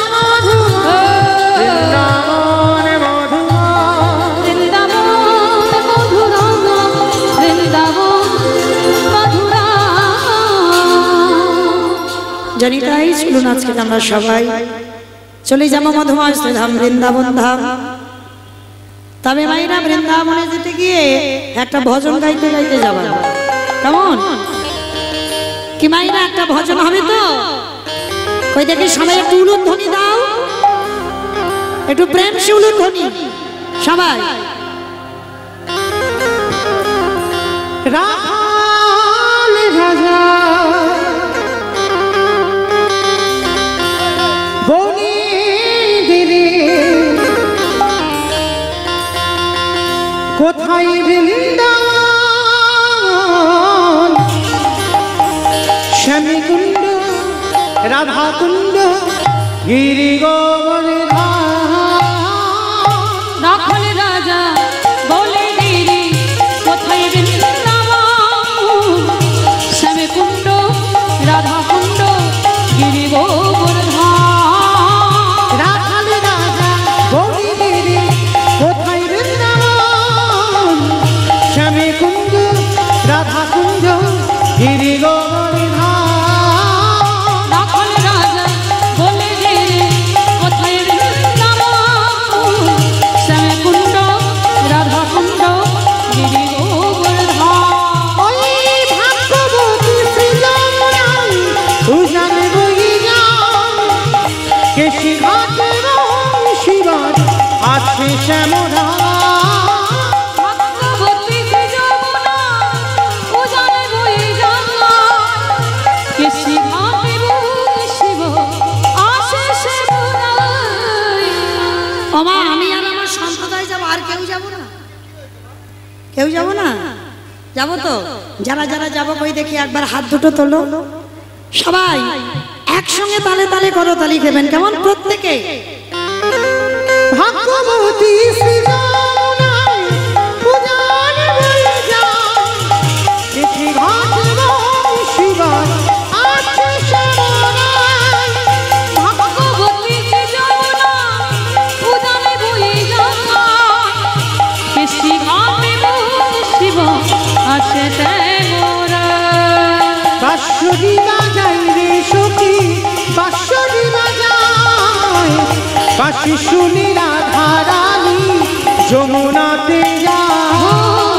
বাঁশরি বাজায় রে সখী, বাঁশরি বাজায়, বাঁশি শুনে যমুনাতে রানী যায়। जय जय राधे राधे राधे राधे राधे राधे राधे राधे वृंदावन में राधे राधे गोवर्धन में राधे राधे निधुवन में राधे राधे गली गली में। রাধে রাধে। সবাই বলছো মনে মনে মনে মনে, জোরে জোরে বলতে হবে তো। সবাই দিকে তোলো হাত দুটো আর একবার। জয় জয় রাধে রাধে রাধে রাধে। আস্তে। যারা ইউটিউব করছে একটু ঘোরাও তো দেখি। শুধু আমাকে তুললে হবে না, ওদেরকে একটু নিতে হবে, তখন তো বোঝা যাবে যে আজকে এই বাউসমারিতে বাবা কার হাত উঠেছে আর কার ওঠেনি। ক্যামেরাগুলো ঘোরাও সবাই কেমন? জয় জয় রাধে রাধে রাধে রাধে राधे राधे রাধে রাধে वृंदावन में রাধে রাধে गोवर्धन में রাধे রাধে निधुवन में রাধे राधे गली गली में राधे राधे स्नान गली में राधे राधे मान गली में राधे राधे बरसाना में राधे राधे राधा कुंड में राधे राधे श्याम कुंड में राधे राधे हरिद्वार में राधे राधे झट से बोलो राधे फिर से बोलो राधे काले वन में राधे राधे कमल वन में राधे राधे ऊंचा गांव में राधे राधे बरसाना में राधे राधे राधा कुंड में राधे राधे श्याम कुंड में राधे हरिद्वार में राधे राधे प्रेम से बोलो, राधे भाव से बोलो, जोर से बोलो। बाकी बिहारी খালি রাজা হৃদয় হরি বল। কোথায় বৃন্দাবন, শ্যামী কুঞ্জ রাধা কুঞ্জ গিরি শ্যামে কুণ্ড রাধা কুণ্ড গিরি গোবর্ধন। শ্যামী কুঞ্জ রাধা কুঞ্জ গিরি শ্যামে কুণ্ড রাধা কুণ্ড গিরি গোবর্ধন। গিরি গিরি গোবর্ধন। প্রেম সে বলো রাধা রানী কি জয়।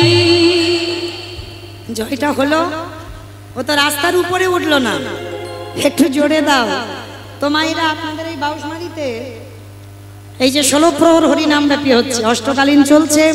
আচ্ছা, শাশুড়ি বৌমাতে ঝগড়া টগড়া হয় তো? খুব হয় নাকি? খুব হয়। আচ্ছা, ওই সেইভাবে একটু গলাটা বের করে দেখাও তো দেখি, একটু সবাই জোরে বলো কেমন? বলো রাধা রানী কি।